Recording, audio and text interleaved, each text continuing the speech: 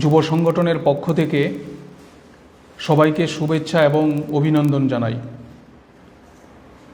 দুই তিনটি গুরুত্বপূর্ণ জ্বলন্ত ইস্যু নিয়ে আমরা আজকে এই সাংবাদিক সম্মেলনে মিলিত হয়েছি।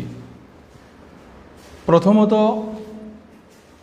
সারা ত্রিপুরা রাজ্যের মানুষ অবগত যে অতি সম্প্রতি রাজ্য সরকার সিদ্ধান্ত গ্রহণ করেছে যে এখন থেকে ত্রিপুরায় সরকারি চাকুরিতে পিআরটিসি সার্টিফিকেট থাকা আর বাধ্যতামূলক নয়,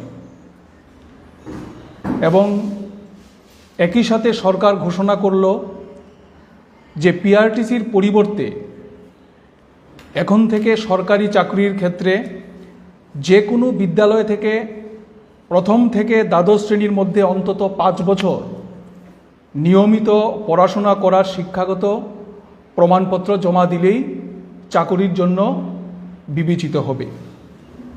প্রথমত, আমরা ডিওয়াইএফআই এবং টিওয়াইএফ সরকারের এই সিদ্ধান্তের তীব্র বিরোধিতা আমরা করছি এবং সরকারের কাছে আমরা দাবি করছি আমাদের রাজ্যের বেকার ছেলেমেয়েদের কর্মসংস্থানের কথা চিন্তা করে অবিলম্বে সরকার এই সিদ্ধান্ত থেকে সরে আসুক, এই সিদ্ধান্ত তারা পুনর্বিবেচনা করুক। কারণ আমরা মনে করি যে পিআরটিসির যে যোগ্যতা ছিল এতদিন, এটা তুলে নেওয়ার ফলে আমাদের ত্রিপুরা রাজ্যের যে হাজার হাজার কর্মপ্রার্থী বেকার যুবক যুবতী, তাদের কাজের যে সুযোগ, সরকারি চাকরির যে সুযোগ, এই সুযোগ সংকুচিত হবে এবং এর ফলে পিআরটিসির যোগ্যতা তুলে নেওয়ার ফলে আমাদের রাজ্যের বেকার ছেলেমেয়েদের যে প্রতিযোগিতা, এই প্রতিযোগিতার মুখে তাদের পড়তে হবে অন্যান্য রাজ্যের সাথে। ফলে আমরা মনে করি সরকারের এই সিদ্ধান্ত আমাদের রাজ্যের বেকার ছেলেমেয়েদের স্বপ্ন, তাদের চাকরি পাওয়ার যে আশা, এই আশা কেড়ে নেওয়ার একটা পদক্ষেপ মাত্র। আমরা জানি যে আমাদের রাজ্যে শিল্প কলকারখানা নেই। আমাদের রাজ্যে ডাবল ইঞ্জিনের সরকার তৈরি হওয়ার পর শুধুমাত্র বিজ্ঞাপন দেওয়া হচ্ছে ডেস্টিনেশন ত্রিপুরার নাম করে, বিনিয়োগ আসছে, কর্মসংস্থানের ব্যবস্থা হচ্ছে, কিন্তু কাগজে কলমে এই কথা বলা হলেও বাস্তবে আমরা তার প্রতিফলন দেখতে পাচ্ছি না।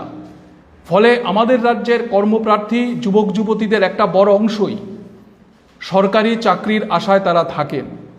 এখন এই যে পিআরটিসির বিধিনিষেধ যেটা আগে ছিল, এটা তুলে নেওয়ার ফলে আমাদের রাজ্যের বেকার ছেলেমেয়েরা ক্ষতিগ্রস্ত হবেন। ইতিমধ্যেই আমরা দেখতে পাচ্ছি এ রাজ্যের বেকার ছেলেমেয়েদের মধ্যে সরকারের এই সিদ্ধান্ত নিয়ে দারুণ একটা প্রতিক্রিয়া তৈরি হয়েছে। পিআরটিসি পাওয়ার ক্ষেত্রে সরকারি নিয়ম হচ্ছে যে টানা 10 বছর এই রাজ্যে তাকে বসবাস করতে হবে। মিনিমাম, ম্যাক্সিমামের কোনো সীমা নেই, মিনিমাম পিআরটিসি পেতে গেলে টানা 10 বছর এই রাজ্যে তাকে বসবাস করতে হবে। এখন এই বিধিনিষেধ তুলে নেওয়ার ফলে স্বাভাবিকভাবেই 5 বছর আমাদের এই ত্রিপুরা রাজ্যের যে কোনো বিদ্যালয়ে প্রথম থেকে দ্বাদশ শ্রেণী পর্যন্ত পড়াশোনা করার সার্টিফিকেট পাওয়া আজকের সময়ে কিন্তু কোনো কঠিন কাজ না। ফলে আমরা মনে করি সরকারের এই সিদ্ধান্ত আমাদের রাজ্যের বেকার ছেলেমেয়েদের সাথে এক রকমের প্রতারণার শামিল। এই সিদ্ধান্ত সরকার পুনর্বিবেচনা করবে, এটা আমরা দাবি করছি। ভারতবর্ষের এমন বহু রাজ্য আছে যে রাজ্যগুলোতে সব চাকরির ক্ষেত্রে এই সীমাবদ্ধতা রাখা হয়নি। হ্যাঁ, আমরা ডিওয়াইএফআই এবং টিওয়াইএফ মনে করি যে আমাদের রাজ্যের এই সরকারি চাকরির ক্ষেত্রে বাইরের রাজ্যের ছেলেমেয়েরা অংশগ্রহণ করতে পারবে, এই সুযোগ থাকবে, এতে আমাদের আপত্তির কিছু নেই। কিন্তু প্রশ্ন হচ্ছে গ্রুপ সি, গ্রুপ ডি, আমাদের রাজ্যে যারা টেট উত্তীর্ণ ছেলেমেয়ে, আমাদের রাজ্যে যা শূন্যপদ, এই শূন্যপদের থেকে বেশি কর্মপ্রার্থী যুবক যুবতী আছে গ্রুপ সি, গ্রুপ ডি এবং টেট উত্তীর্ণ। ফলে তাদেরকে কেন এই প্রতিযোগিতামূলক ব্যবস্থার মধ্যে তাদের পড়তে হবে? যদি কোনো কোনো ক্ষেত্রে বিশেষজ্ঞ নিয়োগ করতে হয়, বিশেষজ্ঞ কাউকে চাকরির জন্যে এখানে নিযুক্তি দিতে হয়, সেক্ষেত্রে আমাদের আপত্তির কিছু নেই।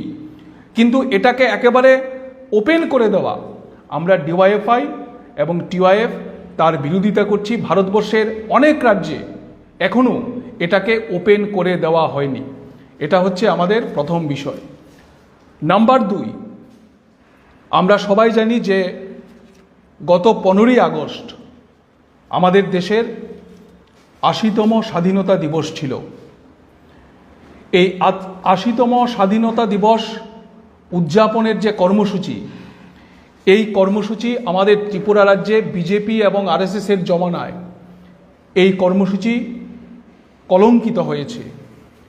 রাজ্যের বেশ কয়েকটা জায়গায় স্বাধীনতা দিবসের দিন পতাকা উত্তোলন করতে গিয়ে, রক্তদান শিবির করতে গিয়ে বাধাপ্রাপ্ত হয়েছে, মারধরের ঘটনা